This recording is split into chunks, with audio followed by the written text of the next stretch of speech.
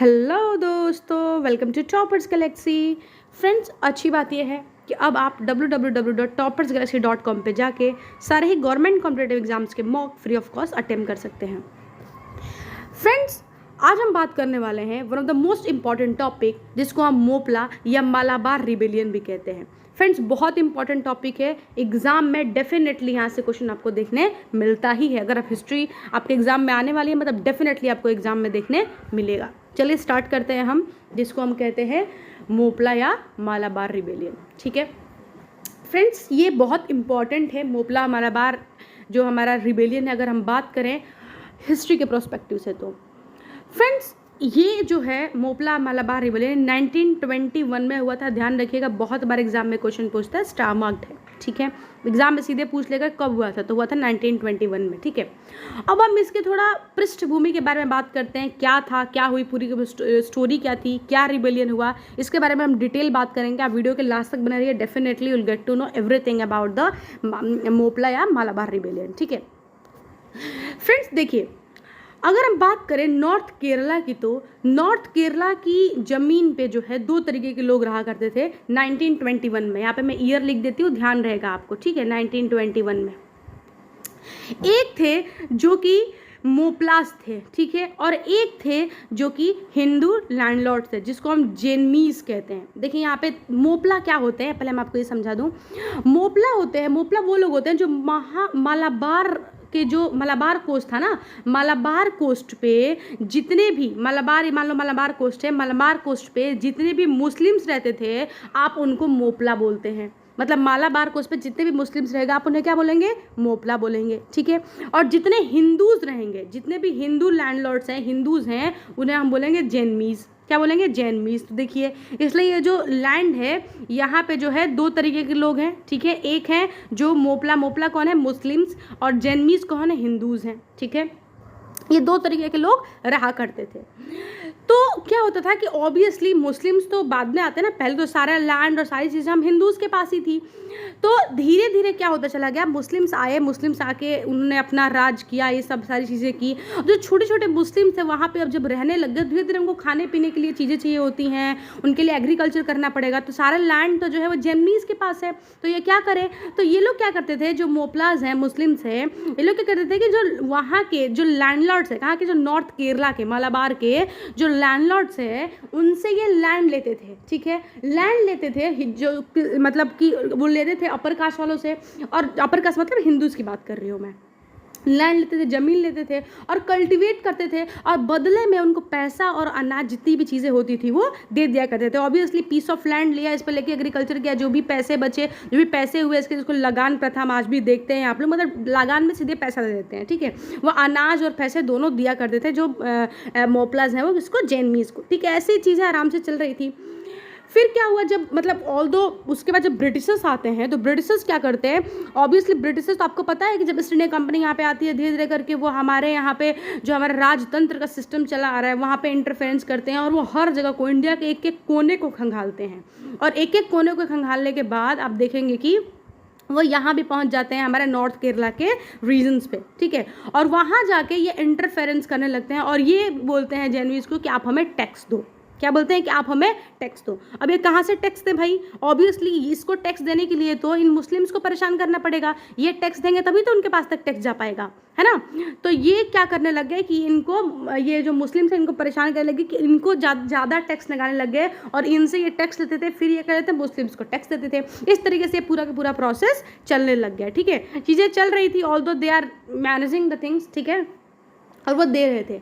एक बार क्या हुआ कि टीपू सुल्तान जो हैं ये आते हैं और ये आक्रमण करते हैं मालाबार पे। ठीक है, टीपू सुल्तान आके आक्रमण करते हैं किस पे, मालाबार पे, और ये मालाबार जीत भी जाते हैं। फ्रेंड्स, टीपू सुल्तान मालाबार जीत भी जाता है। अगर आपने टीपू सुल्तान को पढ़ा होगा तो आपने ये पढ़ी होगी उनके मालाबार विजय के बारे में। ठीक है, तो टीपू सुल्तान जो है मालाबार जीत जाते हैं और हमला करते हैं, मालाबार जीत जाते हैं। मालाबार जीतने के बाद ये क्या करते हैं कि वहाँ पे जितने भी हिंदूज होते हैं उनको कन्वर्ट कर दिया जाता है मुस्लिम्स में। ये मास लेवल पे जो है हिंदूज को कन्वर्ट करते हैं मुस्लिम्स में। इसके बावजूद भी कुछ हिंदूज अभी बच जाते हैं। ठीक है, तो अभी यहाँ पे जो मुस्लिम्स का प्रभुत्व है वो बहुत ज़्यादा बढ़ जाता है। ऑब्वियसली कन्वर्जन हो रहा है, अब इन्हीं का जो है राज आ गया। ठीक है, उसी के कुछ टाइम बाद तब तक चलता रहता है ऐसे ही, हिंदू मुस्लिम का संगम चलता रहता है। मुस्लिम्स ऑल्दो कन्वर्ट हो रहे हैं, पर कन्वर्ट होने के बाद भी जो है आप देखोगे कि थोड़ा बहुत मतलब अभी भी हिंदू बचे हुए हैं। लेकिन थोड़े ही टाइम बाद इतिहास जो है, कहते हैं ना इतिहास रिपीट करता है अपने आप को, थोड़े टाइम बाद फिर से हैदर अली का आक्रमण हो जाता है, हैदर अली इन्वेड कर देता है। और जब हैदर अली इन्वेड करता है तो पूरी तरीके से यहाँ पे जो हिंदूज का प्रभुत्व है वो खत्म हो जाता है। हैदर अली जब इन्वेड करता है तो यहाँ पे क्या होता है, सारे के सारे जो हिंदू हैं वो यहाँ से छोड़ के चले जाते हैं। क्यों? क्योंकि ऑलरेडी उन्होंने देखा हुआ है कि जब टीपू सुल्तान ने इन्वेड किया तो किस तरीके से जो मुस्लिम्स हैं वो मतलब जो बाकी हिंदूज थे उनको भी मुस्लिम कन्वर्ट कर रहे थे। तो हिंदू से देख के थोड़ा बहुत हिंदू बाकी भी थे, लेकिन जब जाके वापस से जब हैदर अली इन्वेड करता है, हैदर अली जीत भी जाता है युद्ध, तो ये हिंदू जो है उस जगह को छोड़ के जाने लगते हैं, जगह को ही छोड़ देते हैं, वहाँ से भाग जाते हैं सारे के सारे, क्योंकि ऑलरेडी मुस्लिम तो कन्वर्ट करना ही है आपको और उनको आपको राजा भी बनना है। तो ये बात हिंदुओं को गवारा नहीं होती और वो लोग जगह छोड़ के वहाँ से चले जाते हैं।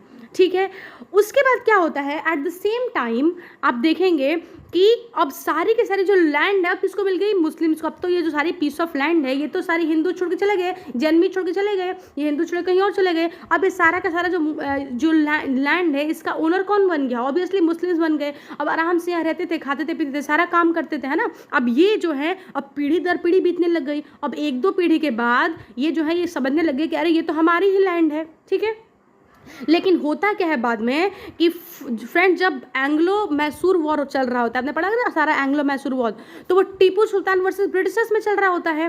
तो जब एंग्लो मैसूर वॉर होता है तो एंग्लो मैसूर वॉर में आप देखोगे कि जब लास्ट वॉर होता है उसमें टीपू सुल्तान हार जाते हैं फ्रेंड्स। और जैसे ही टीपू सुल्तान हारते हैं वापस से आप देखोगे कि ब्रिटिशर्स के हाथ में सत्ता आ जाती है। अब जैसे ही ब्रिटिशर्स के हाथ में सत्ता आती है तो आपको तो पता है ब्रिटिशर्स के जब हाथ में सत्ता आती है तो इनको क्या चाहिए, ऑब्वियसली इनको क्या चाहिए, इनको चाहिए पैसे, इनको चाहिए करेंसी। ठीक है, इनको चाहिए करेंसी, ये चाहे कैसे भी हो। ठीक है, जब ब्रिटिशर्स के हाथ में सत्ता आती है तो ऑब्वियसली ये अपना मैन पावर, अपना दिमाग ज़्यादा लगाते नहीं। ये लोग क्या करते थे, हमारे ही लोगों को सुपीरियर और इन्फीरियर बना के हमारे ही सर जमीन पे खड़ी कर देते थे और फिर हमसे ही टैक्स लेने लगते थे। तो इन लोगों ने क्या किया, बोला कि अच्छा हमें तो इनको तो जमींदार चाहिए थे ना, जमींदार रहेंगे तो ही तो क्या करेंगे, इनको जो सारा का सारा टैक्स से कलेक्ट करके देंगे। जमींदार से देंगे तो फिर देख रेख कौन करेगा, है ना। तो जमींदार क्या करते थे, जमींदार छोटे लोगों से पैसा लेते थे ज़्यादा, फिर थोड़ा बहुत अपना रख के फिर इनको दे दिया करते थे। ऐसे ही उनकी भी कमाई होगी, इनकी भी कमाई होगी, पीछे तो बेचारे छोटे लोग थे। तो यहाँ पे ब्रिटिशर्स ने क्या किया कि बोला कि अब हमको वापस से जो है, जहाँ जैसे हर जगह पे सिस्टम है वैसे हमको यहाँ पे भी सिस्टम लाना होगा। तो जैनमीज कहाँ गए, अब जैनमीज को बुलाओ।